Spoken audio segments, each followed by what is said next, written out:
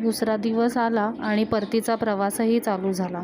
रूममधून बॅगा घेऊन बाहेर निघतच होतो तेवढ्यात अजून एक जोडी भेटली. एक कपल नवरा बायको भेटले आणि त्यांच्याशी गप्पा मारता मारता बाहेर आलो तर हे समोरचं वातावरण बघून थक्कच झालो. हे वातावरण बघायला अतिशय सुंदर दिसत होतं. कदाचित मला ते कॅमेरामधून कॅप्चर करता आलं नसावं कदाचित, पण समोर बघताना हे खूप छान, प्रसन्न आणि खूप छान वाटत होतं. इकडे ना या परिसरामध्ये एकदम मंद आवाजामध्ये ना ओमचा जप चालू होता आणि सूर्यनारायणाचा मंत्रही चालू होता. त्यामुळे ना या सगळ्या वातावरणामध्ये प्रचंड पॉझिटिव्ह एनर्जी वाटत होती आणि या मंत्रोच्चारामुळे तर अजूनही छानच वाटत होतं. म्हणजे हे मी शब्दातच सांगू शकत नाही आहे.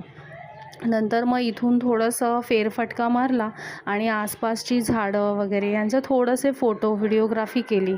ही पण छान वाटत होती. म्हणजे त्या मंत्रोच्चाराची कमालच का काय, किंवा ते स्वर कानावर पडल्यावरच खूप छान आणि प्रसन्नच वाटत होतं.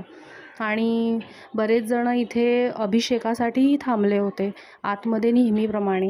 ज्यांच्याशी आम्ही बोलत होतो त्यांना खरं तर 7चं टायमिंग दिलं होतं, परंतु नंतर गुरुजींनी त्यांना फोन करून सांगितलं की तुम्ही 9 वाजताच या, थोडा उशीरच होईल, कारण इथे बॅक टू बॅक भरपूर लघुरुद्र पण चालू होते.